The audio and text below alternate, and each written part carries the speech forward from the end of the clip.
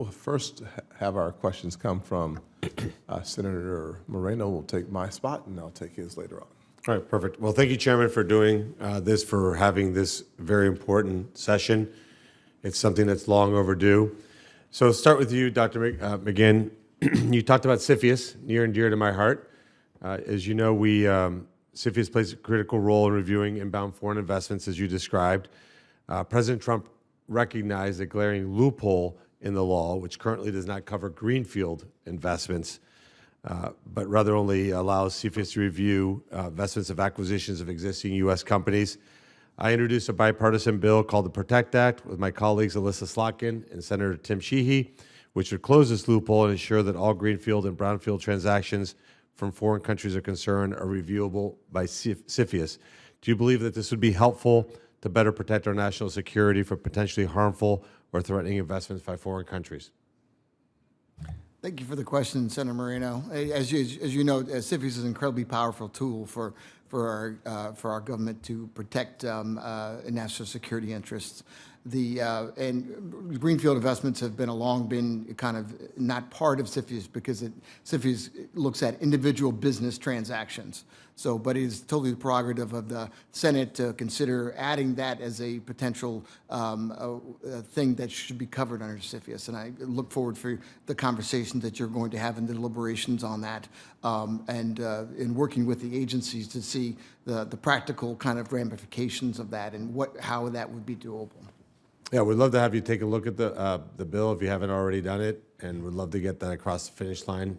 It's a rare bipartisan bill, and hopefully we can get that done. It's common sense. I'd love it. Along those same lines, I understand that the DPA fund, which is held by Treasury but managed by the Department of Defense, used to be managed at an Air Force research laboratory housed at a place called the Wright-Patterson Air Force Base in Dayton, Ohio.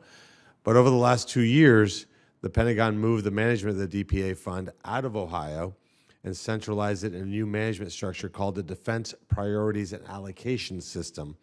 However, heard concern that this new system does not adequately follow established contracting best practices. Dr. McGinn, could you talk about DPAS system's shortcoming and contrast them to the phenomenal, world-class, perfection management system in Dayton, Ohio? Not biased at all in that question, though, to be clear. Thank you, Senator. Yeah, so the Air Force is currently the executive agent for the conduct of Defense Production Act Title III projects, and they've delegated further to Wright-Patterson Air Force Research Lab to do the contracting and execution of Title III projects.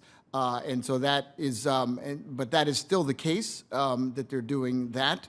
The DPA fund is managed by the Department of Defense. I was not aware that that is not managed by, as far as I know, by the Wright-Patterson itself, but by the Office of Secretary of Defense.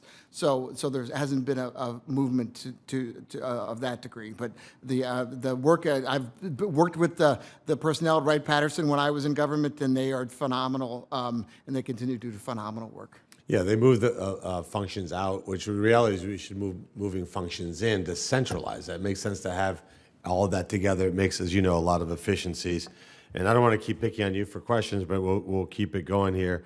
I'm particularly concerned that the powers that over the last administration, the DPA powers were bastardized in a sense and expanded beyond congressional intention by the Biden White House in areas like green energy, for example, which was clearly a political move, not a national security move. Why is it critically important for DPA to maintain its focus on national defense in a nonpartisan way, and what dangers could arise if it doesn't to fortify political positions rather than national security positions? Great question, Senator. Yeah, I would say as we've seen very clearly in this hearing, DPA is a bipartisan supported authority, and it works best when it really focuses on those bipartisan kind of interest areas. And the real priority areas for DPA have been traditionally defense or true national emergency efforts. Now, when DPA is used in other ways, such as what you're referring to, it sometimes can become politically kind of charged. And if the DPA becomes politically charged, that is always really bad. And some of the things that we live with today, for instance, the cap on the DPA fund of $750 million, that is a result of a previous reauthorization of the DPA where there was some projects were done that were not agreed with politically that then led to the reauthorization to put more strictures around DPA. So it is imperative to keep DPA focused on clear bipartisan focused efforts, and if priorities are in other areas, there are other means to do those kind of legislative efforts. I yield, but Mr. Chairman, I think and for the ranking member, I think that's really important as we discuss DPA, that it becomes completely apolitical, and it's about protecting our country and not getting into political priorities and using funds that way. So thank you. Agreed. Ranking Member Warren.